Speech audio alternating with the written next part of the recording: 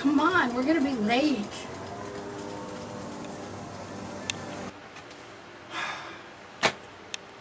So he's got the prettiest eyes and the palest skin and the whitest hair. Hi, I'm Dragon and I'm autistic. In the previous clip, you saw a bunch of different stims. So today's video, we're going to be talking about stimming. Without further ado, let's go.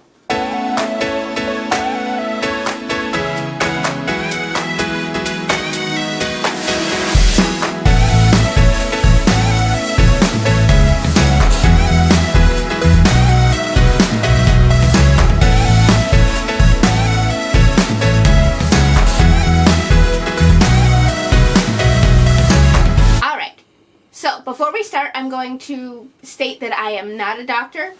All of these information will be based off of my own experience of my friends, and all of the excess amount of research that I have done.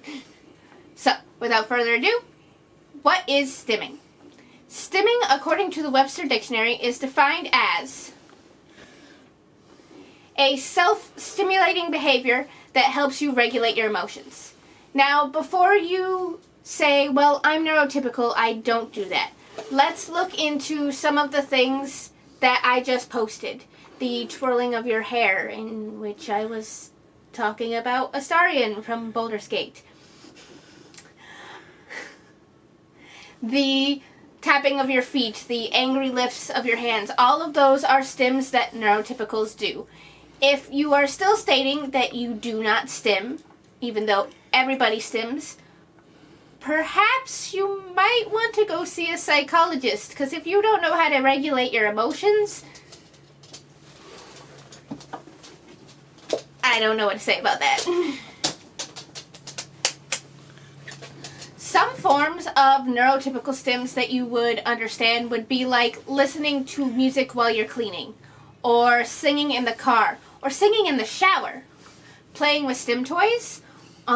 When I was in high school and middle school, the fidget spinner was like all the rage, and it helped neurotypicals also pay attention because they were regulating their emotions properly. Clicking a pen when you're anxious, biting your nails or lips. I bite my nails a lot, and I know a lot of neurotypicals, when they are nervous, they also bite their nails. Twirling your hair. And another one would be, like I did a few seconds ago, saying the word which a lot of people do while trying to public speak.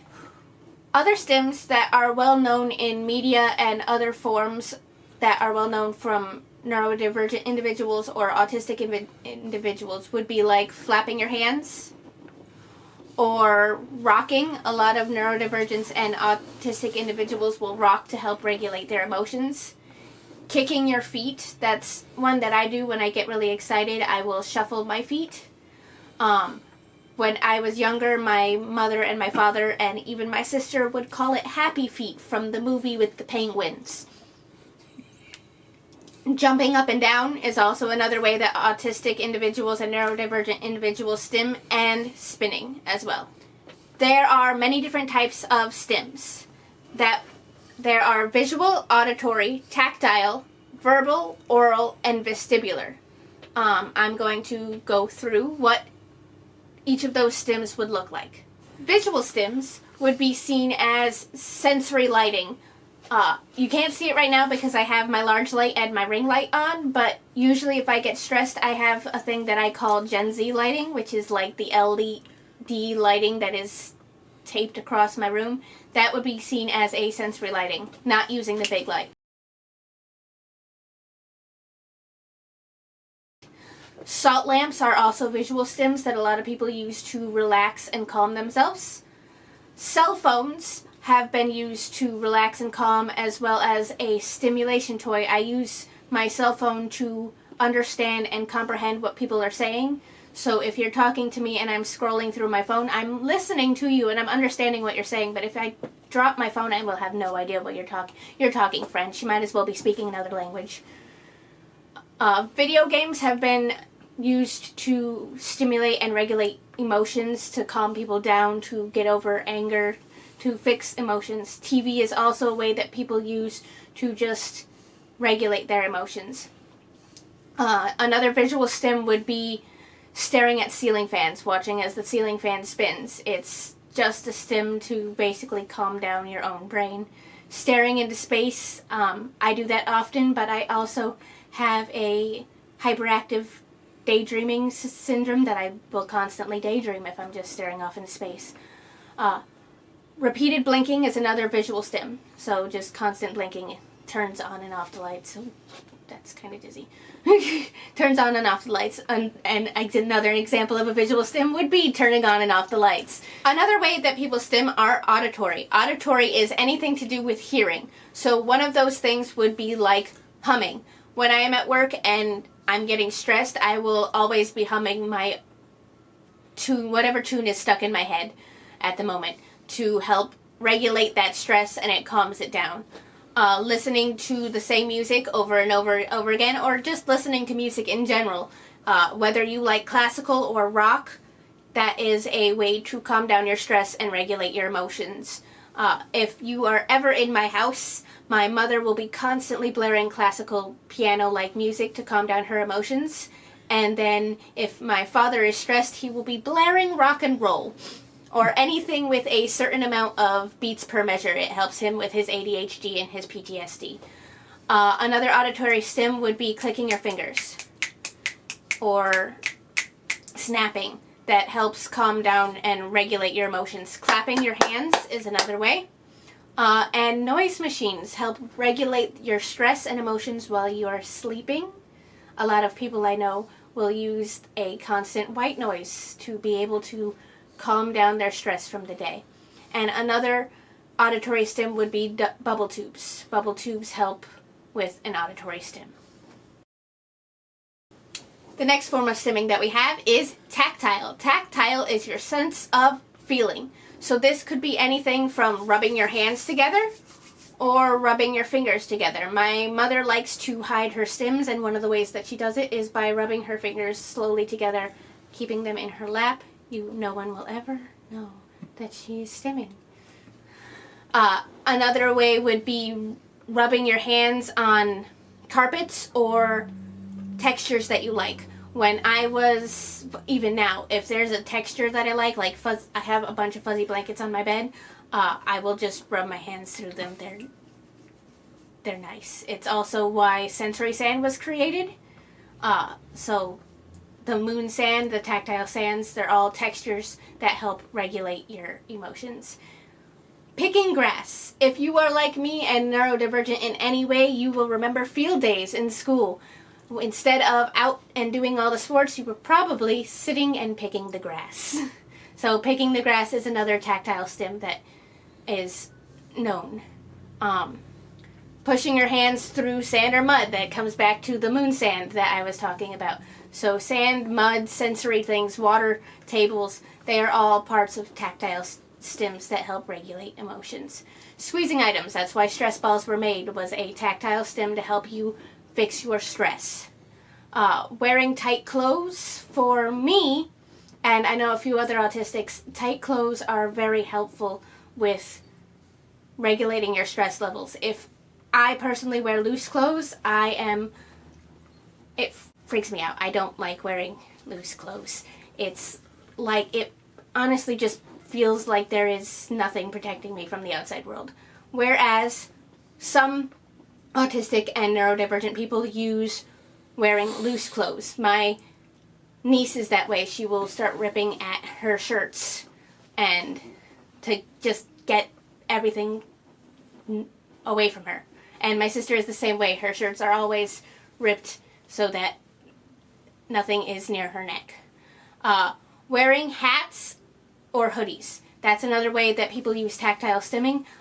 I go to conventions often, and the line to get your registration badge is always awful. One of the ways I survive it is by putting on a hoodie and a mask and a hat. It keeps my head tight. It makes me feel safe around all of the people that are there. This year I'm going to try using a wig. We will see how that works. Rubbing stim toys is another form of tactile stimming. So your poppets, your snails, your fidget spinners, all of those are forms of tactile stimming. And chewing gum is also another tactile stim, or chewing a chewy. The next category of stimming would be verbal. One of the ways that someone can verbally stim would be echolalia. Echolalia is basically repeating words or phrases that you hear. An example of this, I'm gonna get my family mad at me, would be my family. We play a game called Guess That Movie, except we don't tell anyone that we're playing. We will just be on a road trip or in the middle of a restaurant or in the middle of a conversation, and we'll be like, "There's a snake in my boot!" And then not say a single thing until someone tells you what movie it's from. That would be an example of echolalia. Repeating words or sentences is another verbal stim that can be done. Repeating sounds, whistling, clicking your tongue, rolling your R's. I do that often when I'm super stressed or anxious. I will just be like, brrr, which I think actually probably comes with me from being an entertainer. I would, right before I went on stage or somewhere, I would go brrr, brrr. So now my brain has connected being anxious to rolling an R. So I will roll my R whenever I'm anxious. And sound equalizers are also a verbal stim. The next category would be oral. That is anything to do with your mouth. Things that could be examples of oral stimming would be chewing, chewing gum, chewing chewies, chewing any type of thing. Eating, like biting chips or something to fix your anxiety or stress, is another form of chewing and oral. Biting is another oral stim. I know it's probably weird to say, but I know a lot of autistic people, for some reason, like to bite things. A lot of things that my friends say, I bit it, therefore it's mine. So, licking is another form, also just randomly sticking out your tongue is another way that people stim. Sniffing things is a way to oral stim. Touching items with your mouth or teeth.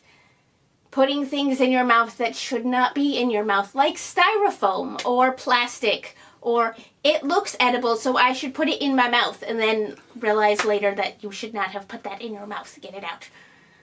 Grinding your teeth is another oral stim. Eating really, really spicy foods is an oral stim. If you like spicy foods, you are probably stimming when you eat them. Eating sour or sweet foods are also a way to stim and regulate your emotions. The final category I have is vestibular. That would be any form of movement. So, spinning around, flapping your hands, jumping up and down, rocking, throwing things, pacing back and forth. Constantly, that is something that I do. The only way to get rid of excess energy, I pace back and forth in my living room, and I call it dancing. Foot tapping, rolling around. Some dangerous forms of vestibular would be like head banging, banging your head against a wall or a chair or a pillow or anything. Another dangerous one would be skin picking. I do that often. I don't know if you can see, but if there's like a pimple or something on my face, I will pick at it and pick at it and pick at it and pick at it. It's just a nervous habit and a thing that I do to stim out my anxiety and stress. Knuckle cracking is another slightly dangerous, not really dangerous form of vestibular stimming. Dancing is vestibular stimming. So just dancing around to music in your head, music that you're listening to. Going to a concert is always a really fun thing to do because everybody is dancing, so you can dance too. Leg bouncing. I'm sure that even if you are neurotypical, you have heard of leg bouncing. You have probably done leg bouncing when you are just sitting there and you are worried about something, your leg is probably going to bounce. And pen clicking is another vestibular stim. In a video right now, I'm going to show you a few of the stims that I do when I am super excited or overjoyed. I find places that I enjoy and I feel safe, and I make it a point to completely unmask in those places and just enjoy being me. So here are a few videos of myself that I have posted online to show people that it is okay to stim in public. We have another surprise for you. All right, close your eyes. Ready? 1, 2, 3.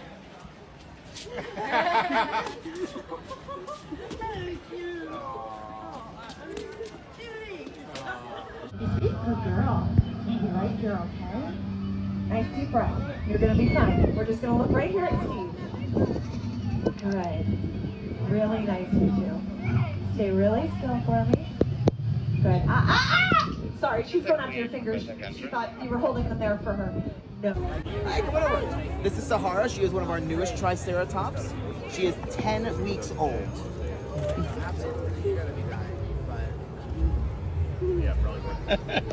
Stimming helps everyone, and it helps with very difficult situations and ways to help regulate your emotions in those situations. So, the ways that you would be stimming would be when you are talking to a crush. You would be twirling your hair or fixing your outfit or moving your hair this way. When you're taking a test, you could be shaking your leg, clicking your pen, biting your pencil, or public speaking in general. As you can see, I'm not public speaking because there's a camera there, but I am still moving my hands like a robot. Another way that stimming helps is to get rid of excess energy. I told you before that to get rid of excess energy, to be able to sleep, I pace back and forth and I dance throughout the living room until my energy is just out. If I don't do that, it usually takes like 2 or 3 hours.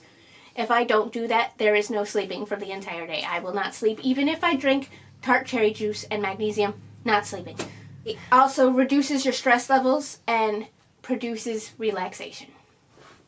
One reason you don't see a lot of people stimming in public is because they mask. Masking is basically pretending to be something you're not.